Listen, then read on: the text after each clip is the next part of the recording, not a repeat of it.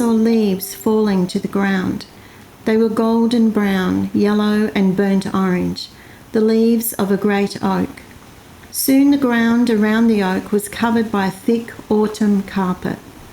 I looked at the mighty oak that had stood for many years, strong and immovable. Its trunk was gnarled and knotted, and its branches thick and broad. It had seen many seasons, long winters and dry months, and had weathered many storms. Every gnarl and deep crevice was testament to its endurance, continuance, and strength. I watched the leaves change and fall, dancing on the wind until finally falling on the ground, adding to the carpet's pile.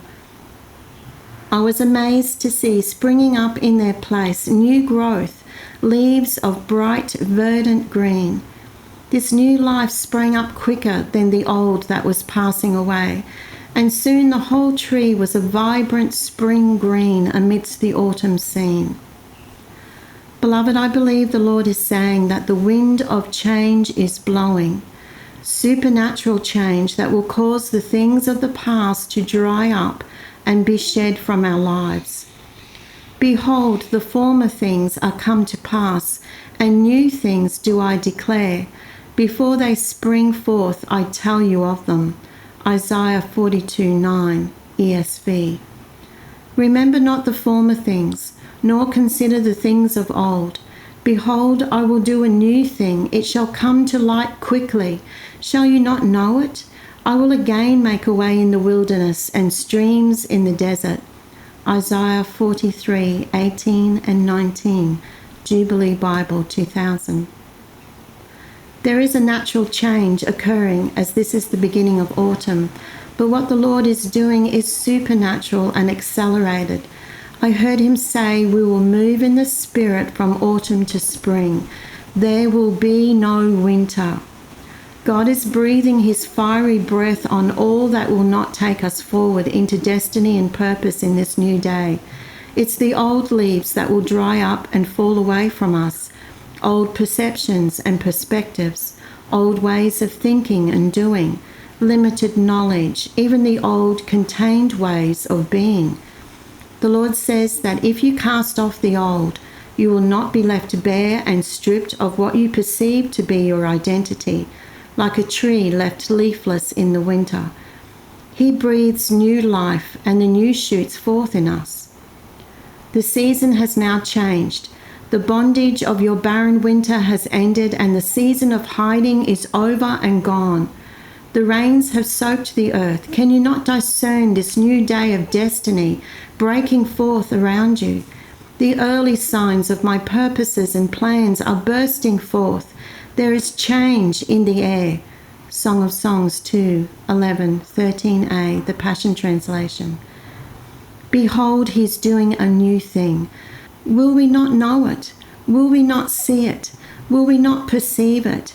We can fail to recognize the new thing the Lord is doing, or fail to allow it to come forth if we hold on to the old out of fear or unwillingness to change. Beloved, the past is being swallowed up, and we must step out into the new or be swallowed up with it. Time is accelerating, and time as we know it will soon be no more. There is a deep sense of knowing this prophetic word is multifaceted. It is a word for us personally, for his church, and for the world. I am sensing in my spirit that institutions and government authorities that have been around for many years, even generations, and have been fixtures in the world landscape are passing and changing. What once gave shelter and nourishment will be no more, or will be radically changed. I hear the phrase, changing of the guard. The Lord is breathing life and hope amidst the death and horror. He is changing the atmosphere, and we are central to his plans. I saw the oak, its old leaves completely cast off, and its new foliage thick and green. It seemed larger and even younger looking. Its branches were broader, and its shade covered a wider expanse. I watched as I saw forest animals scamper up its trunk, and hide in its boughs, while others foraged for nuts. Migrating birds of exotic plumage and colour flocked to the oak and nestled in the branches to roost.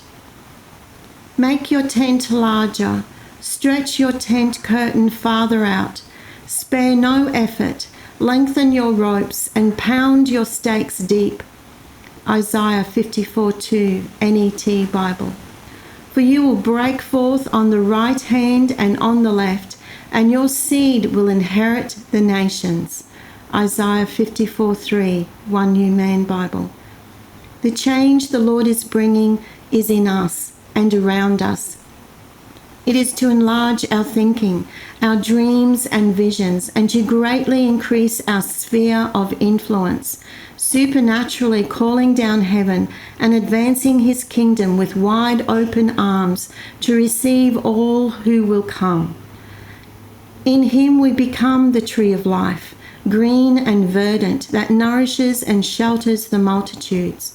This change will cause us to have a new perspective on ourselves, others, the church, the world, and the Lord himself.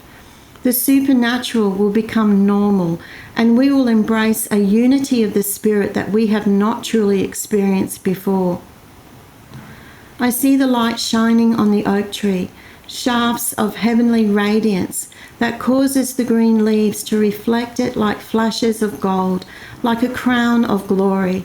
I see the carpet of autumn leaves rapidly disintegrate and degrade into compost that seeps deep into the soil and nourishes the roots of the oak, further strengthening it. The field is soon replaced with spring grasses and flowers. As we embrace heaven, heaven is embracing us, flowing through us and changing the atmosphere, changing the landscape.